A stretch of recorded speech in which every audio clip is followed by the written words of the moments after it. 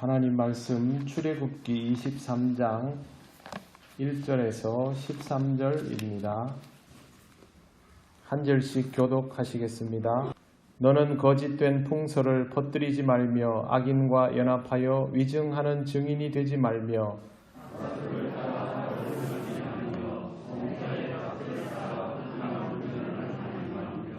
가난한 자의 송사라고 해서 편벽되이 두둔하지 말지니라.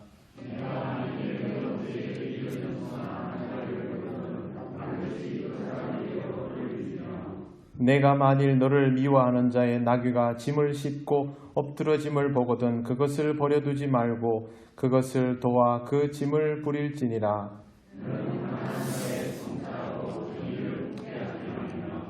거짓 일을 멀리하며 무죄한 자와 의로운 자를 죽이지 말라. 나는 악인을 의롭다 하지 아니하겠노라.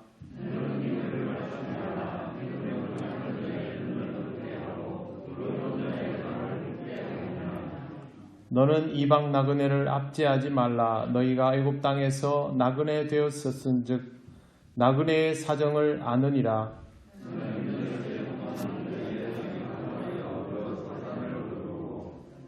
일곱째 해에는 갈지 말고 묵혀두어서 내 백성의 가난한 자들이 먹게 하라. 그 남은 것은 들짐승이 먹으리라. 내 포도원과 감람원도 그리할지니라.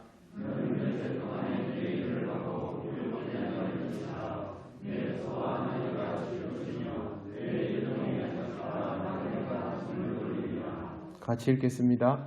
내가 내게 이런 모든 일을 삼가 지키고 다른 신들의 이름은 부르지도 말며 내 입에서 들리게도 하지 말지니라. 아멘.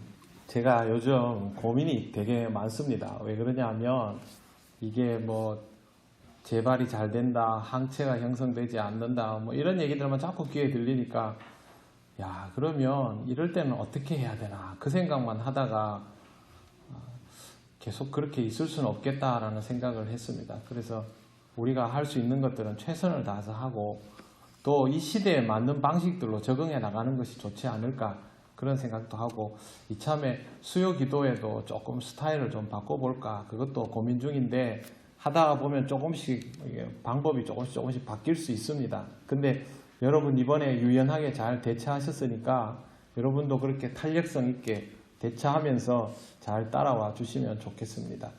오늘 우리가 본 말씀은 법에 관한 것입니다. 법에는 중요한 기준들이 있는데요. 공정성, 형평성, 정의성, 일관성입니다. 법은 모두에게 공정해야 하고 형평성의 원칙에 어긋나지 말아야 하고 그러면서도 사회 정의를 실현하는 방향에서 벗어나지 말아야 하고 판결의 정도가 경우에 따라서 달라지면 안 됩니다. 출애굽기에도 법이 이렇게 나오는 이유는 신앙생활을 하는 것이 그냥 하나님 앞에 와서 경배드리는 것으로 끝나는 것이 아니라 그렇게 모여서 하나님 앞에 경배드리는 사람이 서로 어우러져 살면서 죄를 짓지 않고 건강한 사회를 이루어야만 각자의 신앙도 다치지 않기 때문에 법이 그토록 중요한 겁니다. 출애굽기만 그랬던 것이 아니고 종교개혁 이후에도 칼빈 같은 사람, 루터 같은 사람도 법에 굉장히 관심이 많았습니다. 그래서 항상 기독교 사회를 건강하게 구성하려면 이 법에 있어서 엄정한 기준, 또 서로 잘 따르고 공감할 수 있는 부분들이 갖추어져 있어야 한다는 생각을 했습니다. 그러니 기독교인들이 도덕적인 개념을 가볍게 여길 수가 없는 것이죠. 우리가 코로나19 때문에 여러 가지로 사람들로부터 오해를 많이 받고 또 그런 일들도 있었지만 그럼에도 불구하고 우리가 당신들이 뭘 안다고 라고 말하지 않고 가만히 있었던 이유는 사회가 우리에게 요구했던 것이 사실은 도덕적인 부분이었기 때문에 그렇습니다. 우리도 그걸 이해하기 때문에 할 말이 많지만 하지 않고 그냥 있었던 것이고 이 시기를 그래도 이 땅의 교회들은 굉장히 지혜롭게 저는 잘 보냈다라고 생각을 합니다. 법이라는 것이 부자에게는 무르고 가난한 자에게는 엄하다면 그 사회는 그만큼 수준이 낮다 할 수 있습니다. 똑같은 죄를 저질렀는데 법조인이나 고위급 인사는 구속되지 않고 일반인이 구속된다면 그 사회의 사법체계도 수준이 낮다는 뜻입니다. 우리는 이런 것들에 대해서 그 통계 내놓은 게 있습니다. 그게 뭐냐 하면 법치주의 지수라는 겁니다. 법치주의 지수. 이 나라의 법치주의는 얼마만큼 실현되고 있는가에 대한 게 나와 있는데 우리나라는 세계 20위 정도입니다. OECD 가입국 중에서 20위면 중간 정도라고 볼 수 있습니다.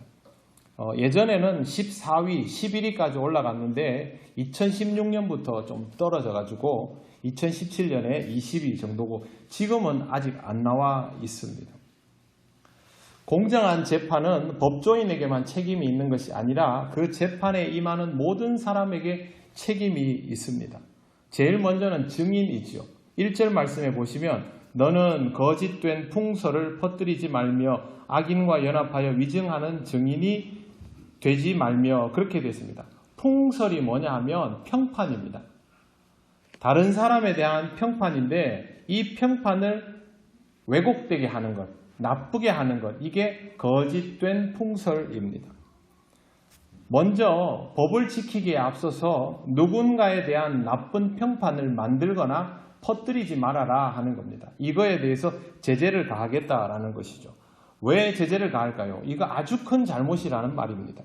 다른 사람을 판단하는 것은 신중에 신중을 기해야 합니다. 여러분 자신에 대해서 정의를 잘 내릴 수 있겠습니까? 본인을 잘 아십니까?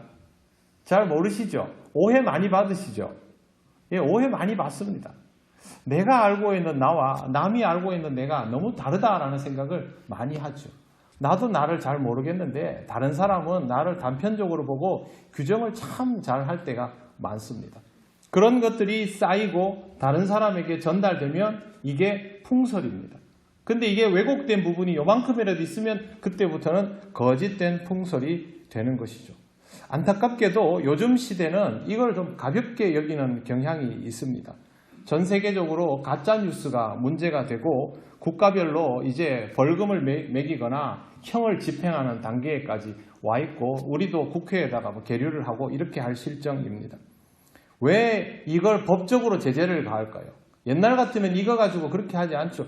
뭐 그냥 나는 내 생각을 얘기했을 뿐인데 이러면 막 속으로 부불 끓어올라도 말 못합니다. 근데 요즘은 이렇게 하면 고소도 할 수 있고 고발도 할 수 있고 이렇게 됩니다. 다른 사람에게 심각한 영향을 미치기 때문입니다. 가짜 뉴스는 한번 유포되면 그 다음부터는 검증 없이 확산이 됩니다. 본인이 직접 한 말이 아니라서 전달받은 사람은 다른 사람에게 전달하는데 조금의 가책을 느끼지 않습니다. 그래서 말이 막 물고 돌아가는 겁니다. 연예인들이 자살하는 이유가 딴 거 아닙니다. 이 말 때문에 그렇게 되는 겁니다. 무시무시하죠. 하지만 전달자들은 가해자라고 생각하지 않습니다. 최초 유포자만 죄가 있다고 생각하죠. 음란 동영상 유포하는 사람이 있습니다. 그런데 그거를 보는 사람이나 전달하는 사람이 있죠. 그 사람들은 죄가 없습니까? 똑같지 않습니까? 죄의 경중을 따지지만 죄 있는 건 똑같아요. 왜? 다른 사람의 인생을 함부로 난도질하기 때문에 똑같은 겁니다. 이것도 마찬가지입니다. 그래서 다른 사람에 대한 평판을 함부로 하지 말아야 됩니다. 안 하겠다 마음먹는 게 제일 좋고요. 그 다음에 다른 사람의 이야기를 전달해 나가는 것이 굉장히 위험합니다. 여러분이 직접 확인할 수 있는 사실이 아니면 절대 말하지 않는 것이 좋습니다. 우리가 지금 정보화 사회 그러지만 그러나 정보화를 제대로 하고 있지 못합니다. 실제로 우리가 받아들이거나 접하는 정보 중에 대부분은 주관적인 정보지 객관화된 정보들이 아닙니다. 여러분 이렇게 가만히 있다 보면 뭐 핸드폰으로 카카오톡으로 뭐 무슨 메시지 문자로 해가지고 뭐 이 소식 저 소식 막 들려오죠. 그게 왜 언론에서 나오지 않고 개인적으로 올까요? 객관화 안 된 정보라서 그렇습니다. 정보라기보다는 그냥 이렇게 풍설 같은 거죠. 이런 것들에 자꾸 이렇게 노출이 되기 시작하면 여러분 머릿속에 이게 정보가 돼서 쌓입니다. 그러면 나중에 여러분들이 왜곡된 관념을 가져도 깨닫지를 못하는 상태까지 갈 수 있습니다. 그래서 뭐가 궁금하면 거기에 대해서 제대로 된 책을 보거나 그런 지식을 쌓지 그런 거 아니면 그냥 듣고 흘리십시오. 그거는 여러분들이 전혀 검증할 수 없는 내용들입니다. 이런 것들이 쌓여서 다른 사람을 판단하고 다른 사람에 대한 소문을 내고 그렇게 합니다. 지금 대통령에 대해서 침해설 있었죠. 국기에 대한 경례를 왼손으로 했다고 사진이 보듯이 인터넷에 막 돌아다녔습니다. 누가 조작을 했는 거죠. 근데 실제로 그걸 보면서 대통령이 침해를 한다 이렇게 말한 사람들이 많았습니다. 대통령이 침해였으면 우리 코로나19로 다 죽었을 겁니다. 확인 안 된 거를 그렇게 받아들이는 거예요. 누구의 이야기든 마찬가지. 그건 뭐 유명인의 이야기니까 그렇게 하면 안 되고 우리끼리는 괜찮고 그렇습니까? 아무개는 이러다 하더라. 아무개는 저런 하더라. 절대 안 됩니다. 그게 다 거짓된 풍설입니다. 그냥 가까운 사람들끼리 사사로이 주고받는 말일 것 같아도 전혀 그렇지 않습니다. 여러분의 삶에는 다 이유가 있습니까? 없습니까? 있지요. 습관의 이유가 있을까요? 없을까요? 있습니다. 그걸 함부로 해석하지 말아야 됩니다. 모든 인생의 이유가 있죠. 내 인생의 이유가 있듯이. 그러면 그것에 대해서 함부로 판단하기보다는 오히려 헤아려 보려고 하는 태도가 그리스도인에게는 더 알맞습니다. 그 다음에 또 하나 뭐가 있냐면요. 악인과 연합하여 위증하지 말라라는 내용이 나옵니다. 일반인들은 법정에 다닐 기회가 없지만 청문회를 통해서 위증죄에 대해서 좀 들어본 적이 다들 있을 겁니다. 그런데 청문회에 나온 증인들 중에 온 국민이 다 아는 내용도 위증하는 경우들이 있습니다. 기억이 안 난다 이렇게 하는 경우도 있죠. 사람들은 그럴 때 막 분노하죠. 어떻게 저렇게 할 수 있냐고. 그런데 이런 위증 사례는 우리 생활에서 굉장히 빈번합니다. 지난해 제주에서 8월에서 11월까지 4개월 동안 위증 사범만 적발했는데 16명이 적발됐습니다. 같은 기간에 대구지방검찰청 중에 서부지청 이쪽에서 단속된 사람은 26명입니다. 이런 식으로 전국에면 1년에 얼마나 될까요? 엄청나죠. 걸린 사람만 이만큼이라는 겁니다. 한마디로 위증 많이 하고 산다는 겁니다. 위증은 자기 자신만을 위해서 하지 않습니다. 누군가를 위해서 하는 것입니다. 그것도 악을 행한 사람을 위해서 한다는 것이 위증의 특징입니다. 그러면 위증을 안 하려면 어떻게 해야 되냐면요. 악행을 안 봤어야 됩니다. 악행을 몰랐어야 됩니다. 봤으면 안 봤다 그러면 거짓말 하는 거죠. 알았으면 몰랐다 그러면 거짓말 하는 거죠. 대표적인 위증이 뭐냐 하면 자식이 범죄를 저질렀는데 집에 왔단 말이에요. 근데 부모가 이 자식을 신고하기가 그렇잖아요. 그렇게 숨겨주고 있다가 발각되는 경우. 이것도 위증죄에 해당됩니다. 범인은닉죄도 위증입니다. 같이 있었기 때문에 그런 일이 발생하는 겁니다. 그래서 위증에서 제일 중요한 건 악을 행하는 사람과 함께 어울리지 않는 것입니다. 그래서 성경에 그렇게 되어 있죠. 악인과 연합하여 위증하지 말라. 악인과 연합하면 위증하게 되어 있습니다. 그 사람을 놓을 거냐 말 거냐를 선택해야 되는데 내가 이 사람을 놓지 못하겠다 하면 결국 이 사람을 위해서 증언을 해야 되는 거죠. 근데 이 사람은 악을 저질렀으니까 거짓 증언을 하게 되는 것입니다. 여러분 옆에 있는 사람이 악인이거나 죄 지을 가능성이 농후한 사람이라면 여러분이 그 사람을 놓지 않는 이상 위증을 하게 되는 것은 시간 문제입니다. 그러므로 항상 이 부분에 대해서 주의할 필요가 있습니다. 내 주변에 있는 사람이 어떠한 사람인지를 살펴볼 필요가 있죠. 2절을 보면 이런 법정의에서 무엇을 초점에 두어야 하는지를 명백히 알 수가 있습니다. 다수를 따라 악을 행하지 말며 송사의 다수를 따라 부당한 증언을 하지 말며 다수가 악을 행한다고 해서 그걸 따라하지 말라고 성경은 우리에게 가르쳐주고 있습니다. 코로나19로 서양인들에게 동양인 혐오가 번지기 시작했고 어느 날부터 길에서 두드려 맞는 외국에 거주하는 동양인들이 발생하기 시작했죠. 우리나라 사람들도 그 중에 포함되어 있었습니다. 백인들이 다 그렇게 생각하면 그렇게 해도 되는 행동입니까? 전혀 그렇지 않습니다. 예전에는 백인들은 흑인들은 교회당 안에서 예배를 드릴 수 없다라고 생각했습니다. 당연하다고 생각했습니다. 그러면 그게 옳습니까? 잘못된 것이죠. 아무리 다수가 그렇게 생각한다 하더라도 그 숫자 때문에 불의가 정의가 될 수는 없습니다. 온 국민이 모여서 시위를 한다고 불의가 정의로 둔갑하는 것은 아닙니다. 정의로운 일이라야 그것이 명분이 있는 것입니다. 그렇기 때문에 우리는 항상 다수의 동의를 정의와 혼동하지 않도록 해야 됩니다. 많이 모이면 모였으니까 우리끼리 다 동의했잖아. 그 아니에요. 우리가 이렇게 모였을 때는 정의가 되면 큰 힘이 되지만 불의가 되면 커다란 악이 됩니다. 그렇기 때문에 모이면 모일수록 덩어리가 커지면 커질수록 옳은가 그른가를 심각하게 생각해 봐야 하는 것입니다. 다수라는 것이 꼭 국가나 거대한 집단이나 지역을 의미하는 것은 아닙니다. 교회 안에서도 많은 숫자가 얼마든지 다수일 수 있습니다. 오늘 성경에서 말하는 다수는 오히려 교회 안에 있는 사람들, 그 정도 신앙 공동체를 의미하고 가족도 구성원들 중에 다수가 있을 수 있습니다. 시집온 며느리 한 명만 두고 나머지가 다수가 되는 경우가 옛 우리 사회에는 많았지요.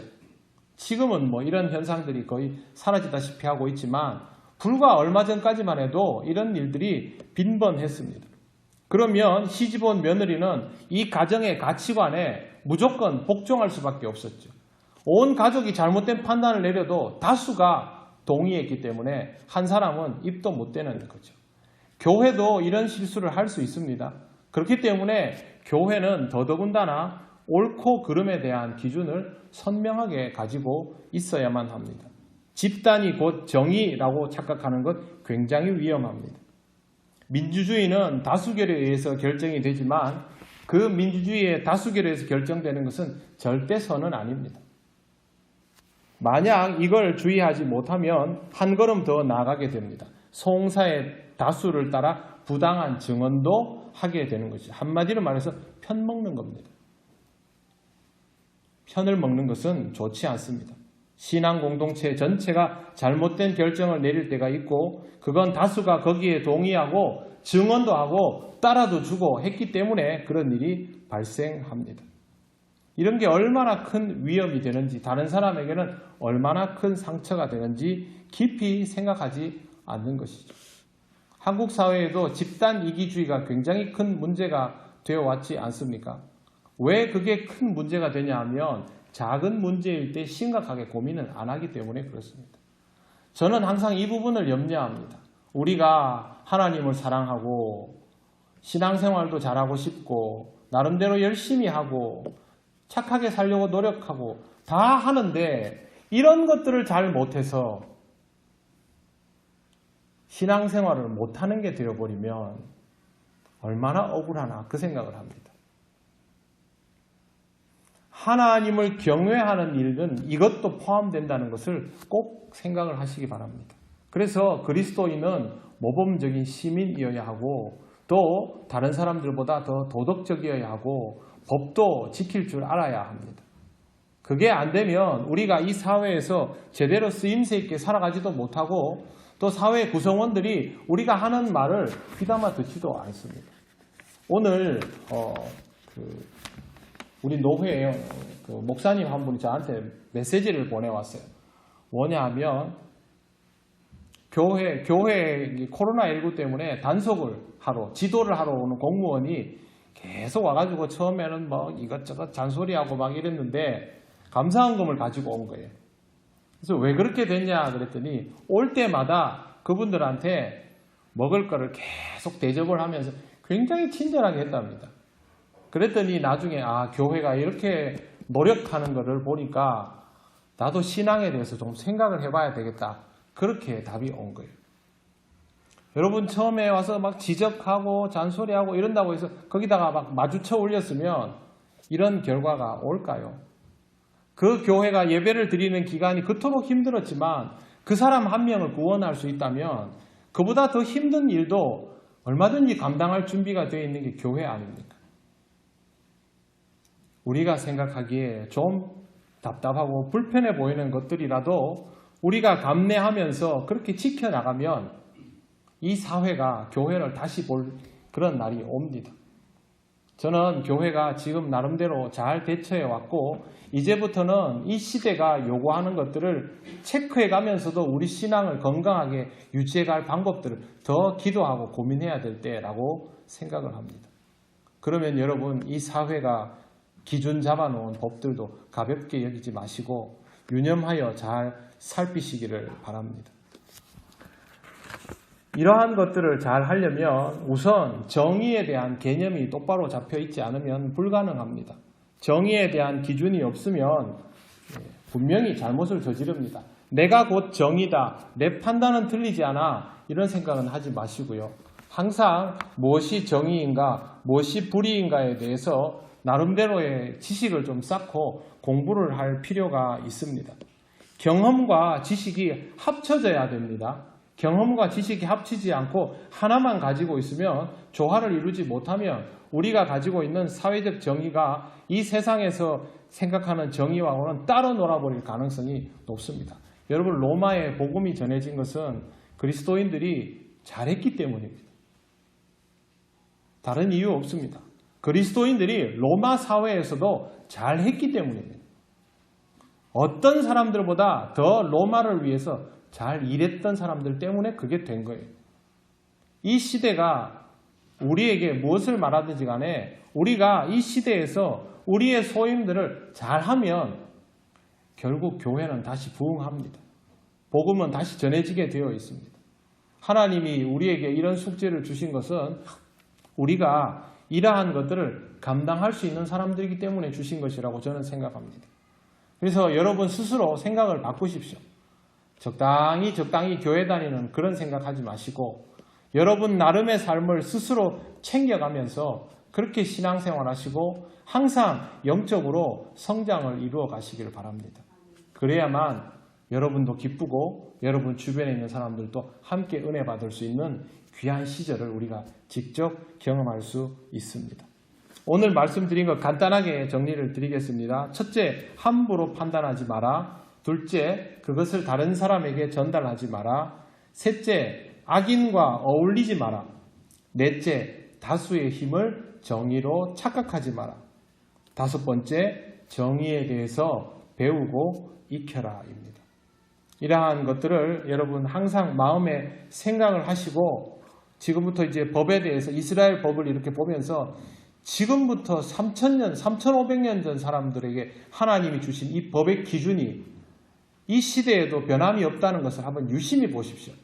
그리고 우리가 스스로 세워야 할 도덕적 기준이 무엇인지 그걸 한번 잘 살펴보시고 여러분의 신앙이 점점 더 건강해지고 바로 세워지는 대로 한 걸음씩 더 나아가시기를 바랍니다. 기도드리겠습니다.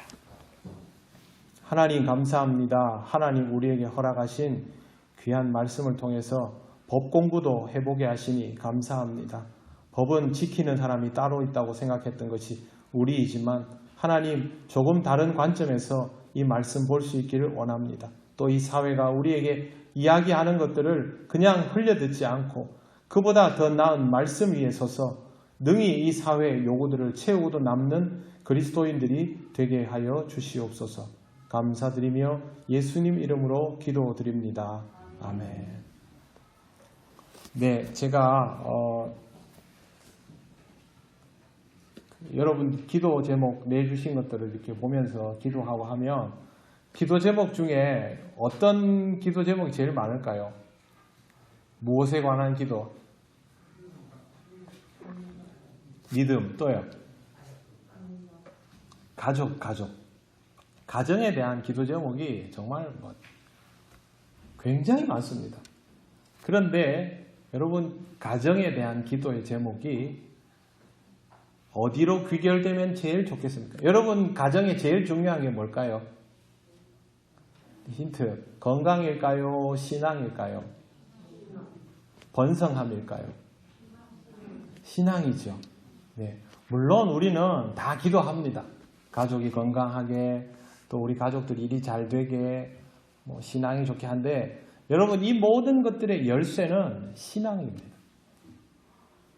제가 앞으로 여러분들이 기도 제목은 계속 내주셔도 됩니다. 여러분들이 내주시는 기도의 제목을 가지고 뭐 이게 누구의 기도 제목이다 그게 아니라 기도의 제목도 건강해질수록 우리가 하나님 앞에 드릴 수 있는 마음도 더 깊어지니까 하나씩 말씀을 드리려고 합니다. 오늘은 특별히 여러분 가족의 믿음을 위해서 기도하시면 좋겠습니다. 여러분들이 신앙생활 열심히 하고 애타는 마음이 있어도 또 가족 모두가 그럴 수는 없지 않습니까? 그래서 오늘은 다른 것보다도 여러분 가족의 믿음을 위해서 하나님 우리 가정의 믿음을 지켜주시고 우리 가정이 정말 신앙적으로 흔들림 없이 갈 수 있도록 해주셔서 그 위에 다른 일들도 이루어지게 해주시옵소서. 함께 여러분 가정을 위해서 기도드리겠습니다. 하나님 감사합니다.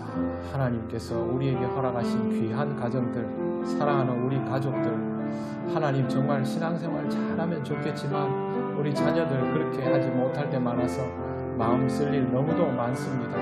그러나 하나님 아버지, 우리가 답을 알고 있으니 그 답을 외면할 수 없어 다시 한번 간구합니다. 하나님 아버지, 우리의 마음을 지켜주시고 우리 가족들의 신앙을 지켜주셔서 다시 한번 하나님 여러 가지 어려움 속에서도 신앙으로 출발하고 신앙으로 답을 얻고 신앙 위에 모든 것들이 세워지는 귀한 가정들 될 수 있도록 하나님 인도하여 주시옵소서. 하나님의 은혜를 따라 나아가는 우리 통영교회 모든 가정들 되기를 원하옵니다. 성령님 함께하여 주셔서 가정마다 주님의 은혜가 가득하게 하시고 주님 기뻐하는 삶이 되게 하시고 하나님 앞에 엎드리는 가정들 위에 은혜 위에 은혜를 복에 복을 더하여 주셔서 하나님을 믿는 자의 지경을 더욱 넓혀 주시옵소서. 믿음이 잘 이어져 갈 수 있기를 원합니다. 부모보다 더 나은 믿음이 우리의 자녀들에게 자손들에게 있기를 간절히 원합니다. 하나님 아버지, 이 기도에 하나님 응답하여 주실 줄 믿습니다. 우리의 부족함들을 하나님의 은혜로 채우셔서 하나님께서 원하시는 모양을 갖추고 세워져가는 귀한 가정들 되게 하여 주시옵소서. 하나님 은혜를 감사합니다. 하나님 우리 모든 교우들 날마다 사랑하는 가족들 위해서 기도하고 있습니다. 그러나 아버지 하나님, 우리가 그렇게 좋은 모습으로 하나님 앞에 세워져 있지 않은 것을 잘 압니다. 우리도 하나님 앞에 말 안 들을 때 너무 많았고 우리 자녀들도 우리가 기도하고 기대하는 것만큼 그렇게 잘하지 못할 때가 많습니다. 그러나 하나님 아버지, 우리의 마음 변함없이 하나님을 향하여 사랑하는 가족을 위하여 늘 기도할 수 있기를 원하오니 먼저 우리의 믿음을 견고하게 하여 주시고 우리 통영교회 모든 가정들 위에 기도의 기둥들 하나씩 세워주셔서 하나님 앞에 열심히 기도하고 믿음으로 세워져가는 가정들 되게 하여 주시옵소서. 하나님 모든 일들이 있어도 무엇보다도 신앙이 먼저 세워지기를 원합니다. 이 신앙이 대를 이어갈수록 깊어지기를 원하며 우리보다 더 나은 믿음으로 뿌리 내리며 이 교회를 지킬 수 있기를 원하오니 하나님께서 모든 가정 위에 은혜를 더하시고 평강을 더하시며 연단의 시간을 통하여 성숙함의 열매를 허락하여 주시옵소서. 하나님 우리 교회 모든 가정들 위에 늘 함께 하시며 빛을 주시고 그 길을 인도하여 주실 줄 믿사오며 예수님 이름으로 기도드립니다. 아멘. 네, 그리고 하나만 더 기도하겠습니다. 지금 코로나19로 인해서 정말 수고하는 분들이 많이 있습니다. 아픈 분들도 많지만 수고하는 분들은 사실은 목숨 걸고 하는 일들이거든요. 그분들 위해서 우리가 좀 기도하면 좋겠습니다. 다른 사람을 위해서 마음 쓰고 최선을 다해서 헌신하고 봉사하는 사람들 위해 하나님께서 힘을 주시고 또 하나님께서 그들에게 은혜를 주시고 사랑을 깨닫게 하시고 오히려 일할 때마다 기쁨이 충만하게 하셔서 이 어려운 난국을 함께 헤쳐나갈 수 있는 귀한 은혜가 있게 해달라고 하나님께 간절히 기도드리겠습니다. 하나님 감사합니다. 하나님께서 주시는 은혜를 따라서 나아가기를 원합니다. 성령님 우리와 함께하여 주셔서 주님의 은혜를 따라서 나아가기를 원합니다. 하나님 이 어려운 시간에도 다른 사람들을 위해서 헌신하고 봉사하는 그러한 사람들 많습니다.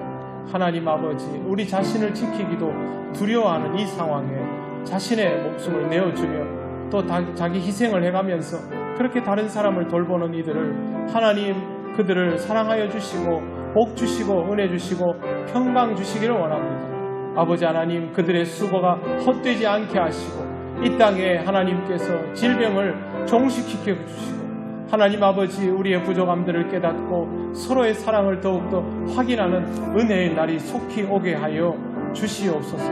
아버지 하나님 병든 자들을 하나님께서 속히 낫게 하여 주시고 이 사회가 서로를 돌아볼 수 있는 사랑과 지혜가 있기를 하나님께서 역사하여 주시고 하나님 아버지 우리가 이를 체험하면서 하나님의 은총을 누릴 수 있는 귀한 시대가 열리기를 원합니다. 교회도 하나님 아버지 이 어려운 시기에 설 자리를 알게 하시고 해야 할 일들을 하게 하시고 드려야 할 기도를 드릴 수 있는 지혜와 명철이 있도록 하나님 인도하여 주시옵소서. 우리 그리스도인들 우리의 소임 감당하며 우리가 해야 할 일들 잘하게 하옵소서. 하나님 은혜를 감사합니다. 하나님께서 우리에게 허락하신 것들을 귀하게 느끼는 시간들이 되게 하시니 감사합니다. 하나님 아버지 준비되지 않고 일어난 일이었지만 귀한 분들 허락하여 주셔서 서로를 기쁘게 섬기고 많은 이들의 생명을 살릴 수 있도록 하나님께서 역사해 주신 것을 감사합니다. 우리의 부족함으로 인하여 일어나는 모든 일들 속에 하나님의 해법이 있음을 우리가 다시 한번 깨닫게 하시고 서로를 사랑하고 보듬어가는 일들을 통하여 하나님의 사랑을 느낄 수 있는 은혜가 그들에게 충만하게 하옵소서. 이 어려운 시기를 통하여 교회와 그리스도인이 감당해야 될 일이 무엇인지를 알게 하시고 이제 우리의 소임들을 조금씩 감당해가는 하나님 이 시대의 등불이 되게 하여 주시옵소서. 앞으로의 시간들도 하나님 우리는 장담할 수 없사오나 하나님께서 선한 길을 내어주시고 우리를 하나님 지켜주실 줄 믿습니다. 어려운 시기에 마스크를 구하지 못하고 약을 처방받지 못하는 수많은 아픈 이들을 하나님 불쌍히 여겨주시고 그들의 삶을 지탱하여 주시기를 원하며 이 질병이 속히 종식될 수 있도록 하나님 인류가 하나님 앞에 작고 작음을 느낄 수 있도록 역사하시고 은혜 더하여 주시옵소서.